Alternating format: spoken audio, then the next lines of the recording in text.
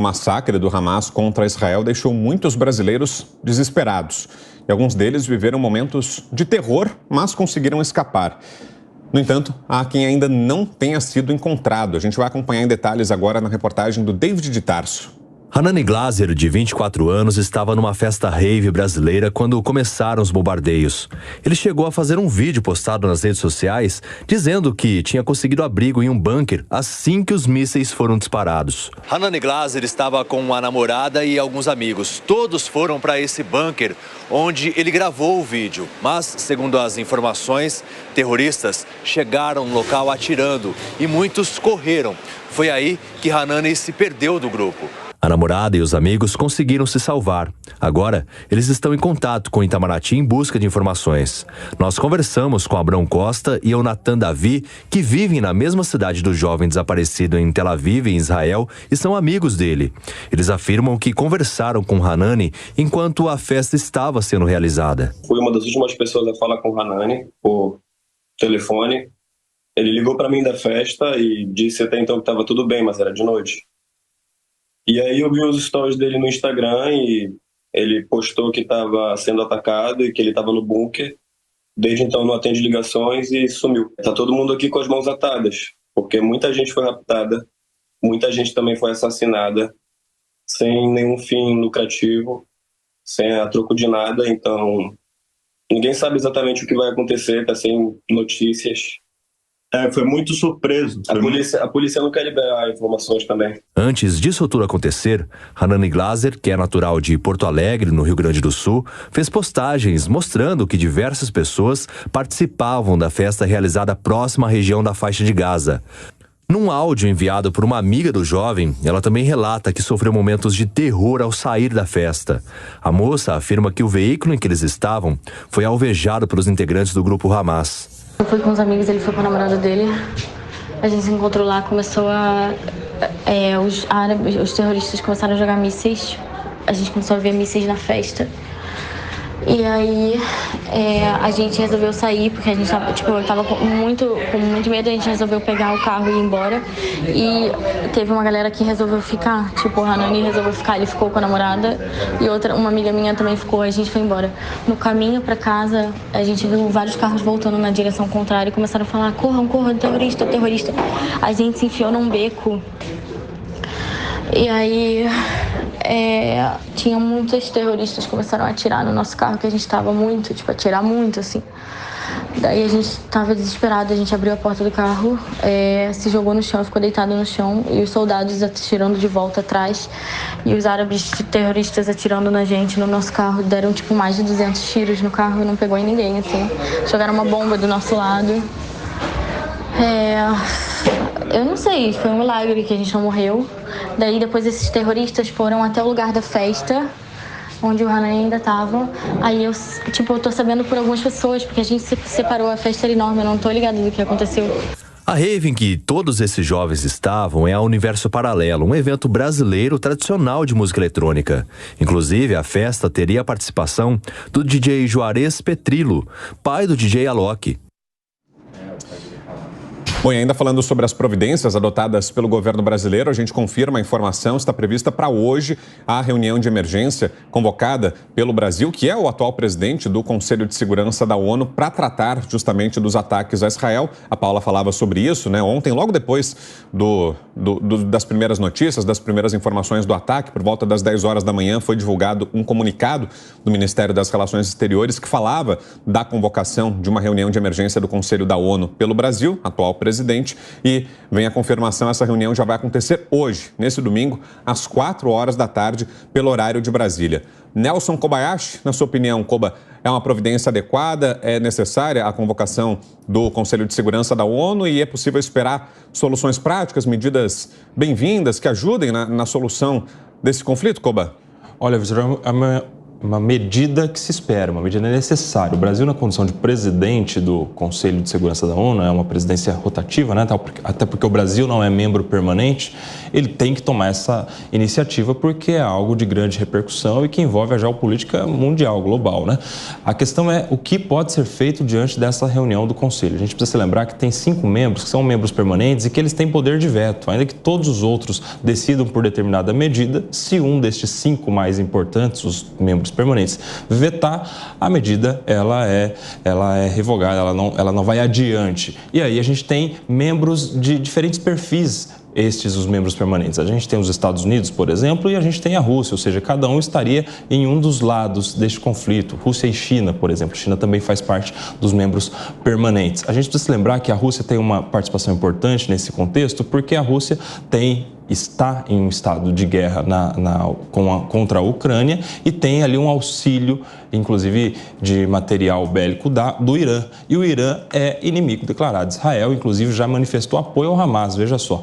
E como é que a Rússia agora, nesse contexto, que tem uma parceria em estado vigente na guerra contra a Ucrânia com o Irã, se pronunciaria contra o Hamas? Ou seja, como a Rússia é um dos membros permanentes e teria um poder de veto, acredito que a gente não teria uma solução efetiva que pudesse resolver, de certa forma, este conflito justamente por este poder de veto, ainda que os Estados Unidos tenham posição pró-Israel e que também seja um membro de importante relevância neste Conselho. Então, eu não acredito que isso possa gerar efetivamente uma medida que possa solucionar o conflito, mas o Brasil faz a parte dele, faz o que se espera, é o presidente temporário do Conselho e tem que sim chamar essa reunião. A gente vai aguardar aí o que isso pode gerar, qual será a solução a ser disposta na reunião do Conselho de Segurança da ONU.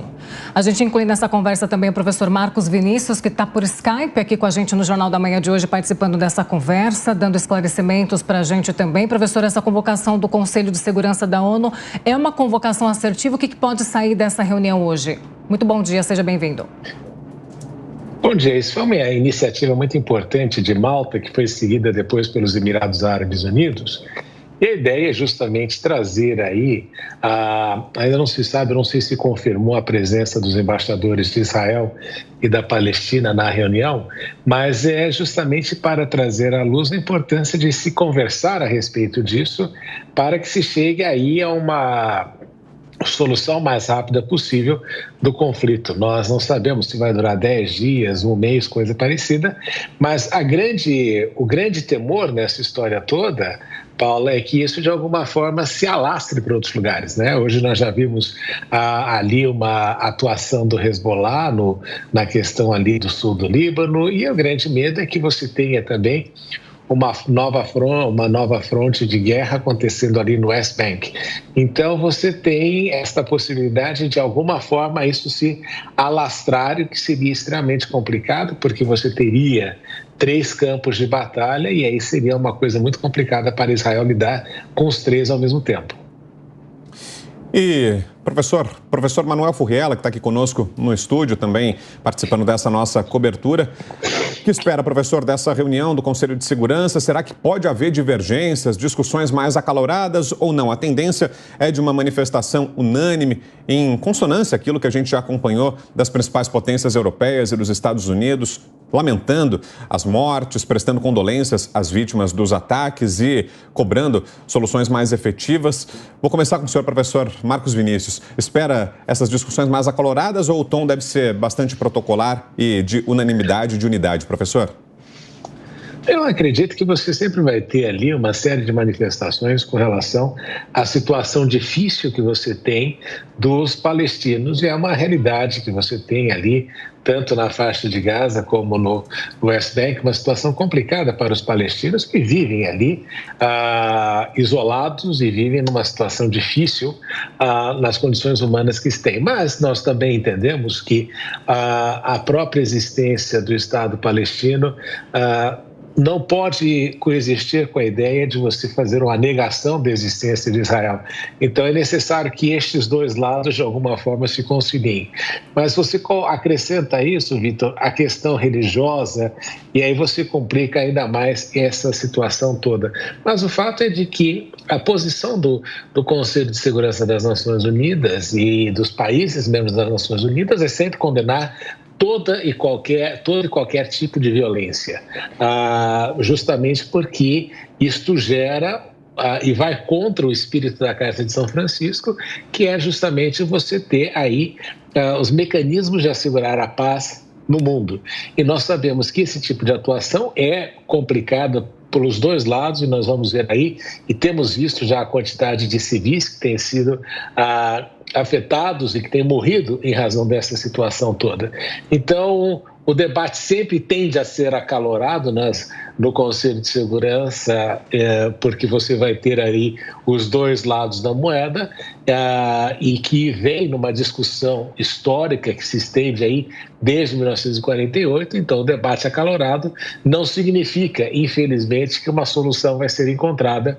Afinal, a solução já está mais ou menos estabelecida, mas o problema é efetivá-la e fazer com que ela efetivamente, de fato, ocorra. Professor Marcos Vinícius, a pergunta agora é de Nelson Kobayashi. Professor Marcos Vinícius, um prazer falar com o senhor. A minha pergunta é sobre o Hamas, sobre como o Hamas é visto mundialmente e o que pode se esperar dessa reunião do Conselho de Segurança em relação ao conceito que se dá ao Hamas. Porque muitas pessoas entendem esse grupo como um grupo meramente político, um grupo movimento de resistência, e há também a boa parte que considera um grupo terrorista. A partir dos atos que nós vimos acontecendo ontem, dos ataques do Hamas ontem a Israel, é possível que os estados declarem o Hamas como um grupo terrorista? Isso já vem aí ao longo da história, né, com relação à posição do Hamas. Mas o Hamas, hoje em dia, além de se dizer e se autoafirmar com um grupo de resistência, não podemos esquecer também, Nelson, de que o Hamas tem ali exerce também um papel político doméstico dentro da faixa de Gaza e tem ali uma atuação governamental, inclusive. Então, nós sabemos que a situação do Hamas é complexa nesse sentido, porque tem ali os seus assuntos internos e também esta força de resistência. Agora, nós sabemos também, Nelson, de que a situação dos territórios palestinos é extremamente complicada. Eu me lembro de, numa visita a Israel, ter visitado alguns territórios palestinos na ocasião, e eu me lembro de justamente as condições precárias de vida que você enfrenta nesses lugares, e você vê também o fato de que existe ali uma série de sanções desde muito tempo que tem impedido aí um desenvolvimento econômico. A grande questão é como é que você faz aí com que os dois lados conversem efetivamente para alcançar um acordo nesse sentido e que consigam aí ter uma coexistência.